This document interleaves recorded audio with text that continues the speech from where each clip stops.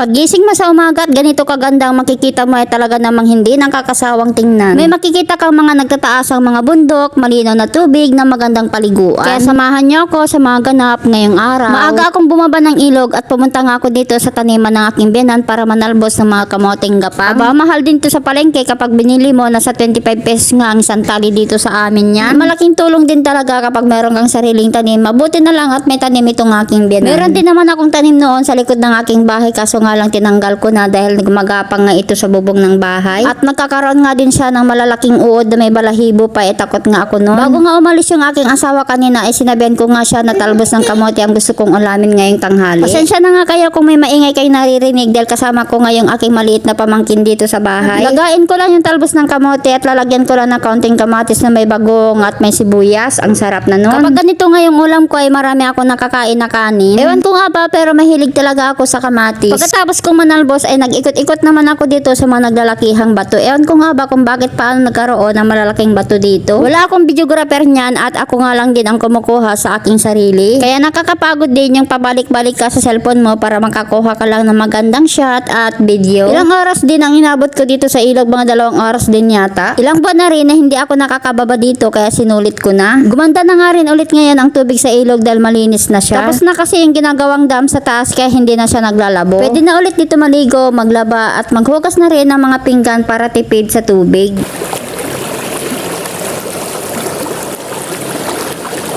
Ang sarap namang pakinggan yung lagaslas ng tubig. Marami na rin cottage dito na nakatayo at pwede na yung arkilahin ito at magbabayad lamang kayo ng 150 per cottage. Kapag Sabado at Linggo nga ay halos mapuno nga ang lahat ng mga cottage dito sa ilog. Hindi pa nga mainit sa mga oras na ito dahil maaga ako bumaba kaya inabot ako dito ng 2 oras. Wala lang, namiss ko lang yung ilog kaya nagbanding na rin kaming dalawa.